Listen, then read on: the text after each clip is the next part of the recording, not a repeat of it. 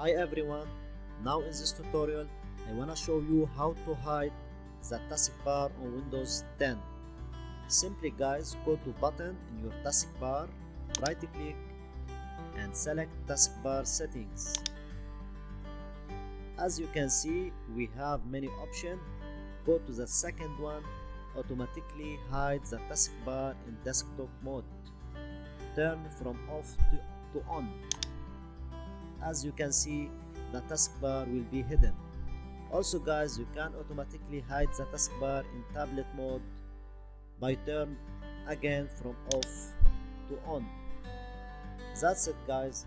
Thank you for watching. Don't forget to like, subscribe and share.